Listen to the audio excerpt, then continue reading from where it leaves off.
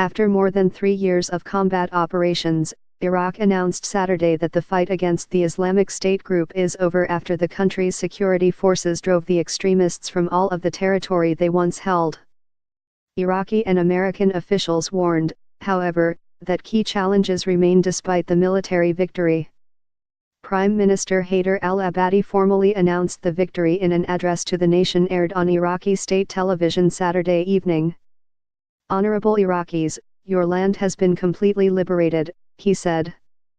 "The liberation dream has become a reality. We achieved victory in difficult circumstances, and with God's help, the steadfastness of our people, and the bravery of our heroic forces, we prevailed."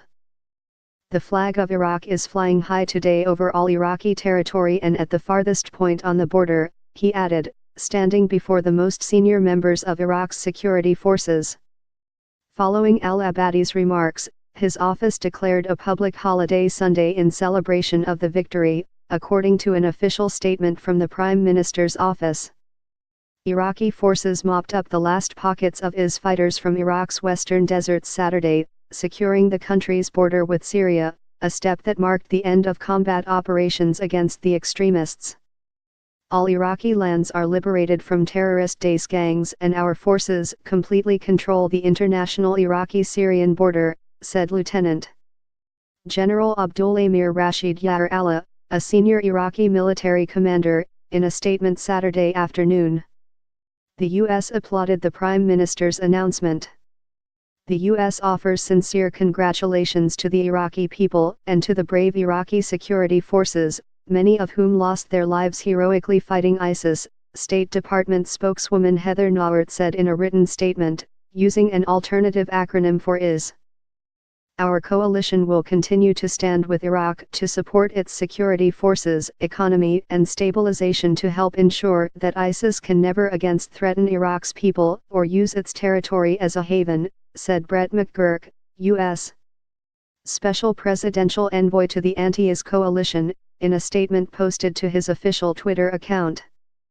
"We mark today's historic victory mindful of the work that remains," he added. Iraq's government remains faced with significant security threats, an economic crisis and the enormous task of rebuilding swaths of territory decimated by the IS fight.